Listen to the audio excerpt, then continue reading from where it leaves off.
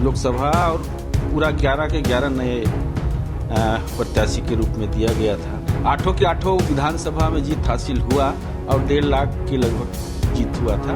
वैसे हमारे जब मैं सांसद था उस समय हमारे प्रधानमंत्री जी माननीय मोदी जी एक पूरे देश में ये व्यवस्था किए थे। आपका कमल भान इस स्लोगन के साथ सरगुजा की राजनीति में एक अलग पहचान बनाने वाले पूर्व सांसद जो कमल भान सिंह हैं वो अविजीत नेता रहे हैं, यानी उन्होंने चुनाव नहीं हारा। चाहे वो विधानसभा चुनाव की बात करें या लोकसभा चुनाव की बात करें, वो विधायक भी रहे, वो सांसद भी रहे। ऐसे में अब जब लोकसभा का चुनाव होने वाला है, ऐसे में जो कमल भान हैं वो फिर से अपनी दावेदारी कर रहे हैं और फिर से सरगुजा के सांसद के रूप में अपने आप को स्थापित करने की तैयारी कर रहे हैं। ऐसे में कमल भान जी हमारे साथ मौजूद हैं। कमल भान, ये आपका कमल भान का स्लोगन के पीछे मकसद क्या है और इस बार कमल भान फिर से सांसद होंगे? वैसे मुझे लगा कि कमल हम पार्टी का छाप है और मेरा नाम कमल भान है, तो इसलिए आपका इसके बाद कमल इसके बाद भान, मैंने इसको अपने दिमाग में रखा और कई लोग सुझाव भी दिए और उसको रखे हैं। वैसे मैं संगठन के बीच में आवेदन निवेदन किया हूं कि पिछले बार मेरा टिकट मेरा ही नहीं पूरे 10 लोकसभा और पूरा 11 के 11 नए प्रत्याशी के रूप में दिया गया था। हम लोग वंचित रहे और चूंकि सरकार कांग्रेस का बना, इसलिए मुझे लगता है कि लगा होगा कि चेंज किया जाए नए प्रत्याशी के रूप में, तो इसका व्यवस्था पार्टी ने किया और सरगुजा लोकसभा से हम लोग 1.5 लाख से ऊपर वोट से विजय हासिल किए थे। 2014 में जब मेरे को मिला था उस समय केवल हमारे 1 विधायक थे, 7 विधायक कांग्रेस के लोग थे और उस समय मैं यही निवेदन करता था, ऊपर वाले से भी करता था कि मैं 8 के 8 विधानसभा से जीत हासिल करूं। 8 के 8 विधानसभा में जीत हासिल हुआ और 1.5 लाख के लगभग जीत हुआ था। तो इस प्रकार का एक अवसर अगर मिलता तो मुझे सेवा करने का अवसर मिलता तो मैं और बेहतर सेवा कर सकता था। वैसे हमारे जब मैं सांसद था उस समय हमारे प्रधानमंत्री जी माननीय मोदी जी एक पूरे देश में ये व्यवस्था किए थे कि हर सांसद एक गांव को एक गोद ले और एक पंचायत को गोद ले करके और उसमें पूरा व्यवस्थित काम करे।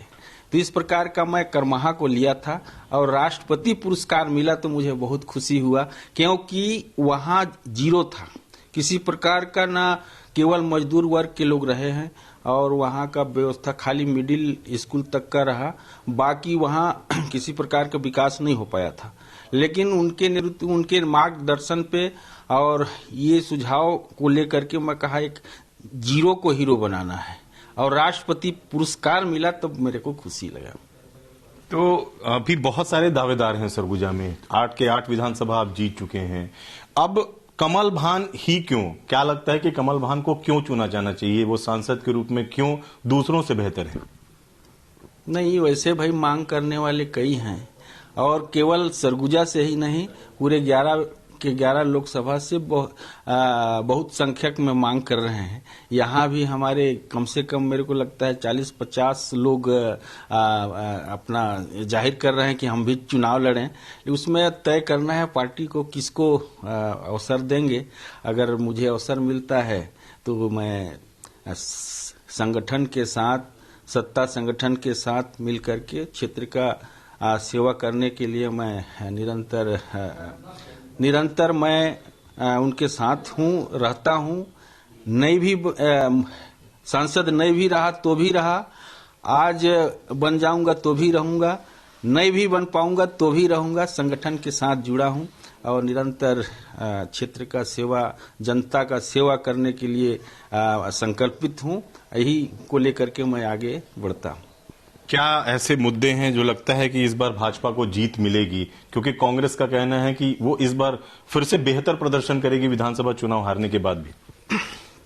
देखिए, चुनाव एक ऐसा चीज है, जीत हार का खेल है, और आए मैदान में आए तब पता चलेगा कि क्या होता है। अभी तक तो अभेदगढ़ है सरगुजा, भारतीय जनता पार्टी का, और निरंतर लड़ रहे हैं, और उस समय सत्ता में थे तो मुंह खानी पड़ी है।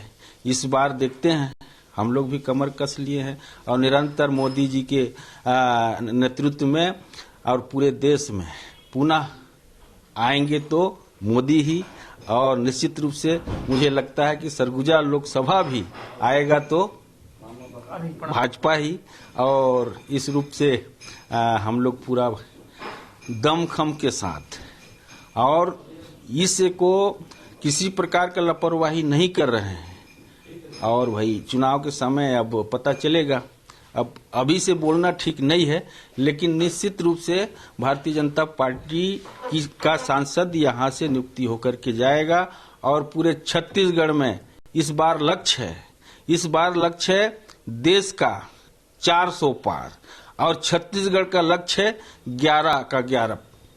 उसको पार तो नहीं कहा जा सकता, लेकिन 11 का 11। तो ये थे पूर्व सांसद कमल भान जी, जिनका साफ तौर पर कहना है कि भले ही कांग्रेस की तरफ से दावेदारी की जा रही हो, लेकिन उन्होंने कांग्रेस को चुनौती दी है कि वो चुनाव में आए, और जब कांग्रेस सत्ता में भी थी तो भी सरगुजा को वो जीत नहीं पाए थे। ऐसे में अब प्रदेश में भी भाजपा की सरकार है, और सरगुजा में जो 8 विधानसभा सीटें हैं वो भी भाजपा के पास हैं। ऐसे में कमल भान सिंह का यह कहना है कि जो इस बार भाजपा ने जो स्लोगन दिया है अब की बार 400 के पार, उसमें सरगुजा की के साथ साथ जो प्रदेश की 11 सीटें हैं वो भी शामिल होंगी। कैमरामैन दीपक गुप्ता के साथ अभिषेक सोनी, IBC 24, सरगुजा।